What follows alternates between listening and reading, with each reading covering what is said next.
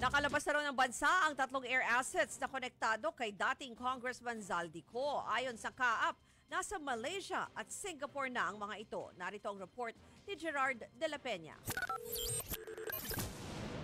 Mismong ang Civil Aviation Authority of the Philippines na nagsabi, wala na sa bansa ang tatlong air assets na konektado kay dating Ako Bicol Party List Representative Zaldico. Ayon sa CAAP, 2 helicopter ang nasa Kota Kinabalu sa Malaysia na nakalabas ng bansa noong August 20 at September 11. Isang Gulfstream aircraft naman ang nasa Singapore na umalis noong August 16. Nangangala pa ng impormasyon ng ahensya kung sino-sino ang sakay ng mga ito na makaalis ng bansa. As far as our record is concerned, we are monitoring itong mga movement ng mga aeroplanong ito, pero hindi po kami sure kung meron ng freeze order ang AMLA. Wala pa po kaming natatanggap na freeze order dito sa CAAP. Pero kahit ganito, kampante pa rin si Public Works Secretary Vince Dizon. Hindi pa rin daw basta-basta maibebenta ang mga air asset.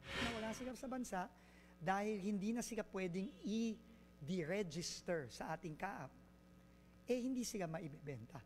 Yun naman ang importante. At magiging subject na sila ngayon ng future forfeiture cases na ipa-file ng national government.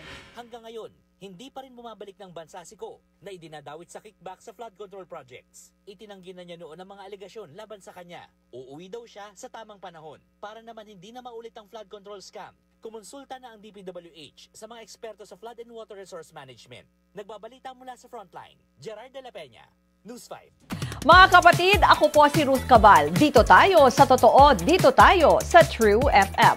Mag-follow at mag-subscribe din po kayo sa aming social media accounts at True Network PH. Diyan po yan sa aming X na dating Twitter, sa FB, sa Instagram, sa YouTube, sa TikTok at sa mga podcast. At syempre, tutok din po kayo sa Signal True TV Channel 19.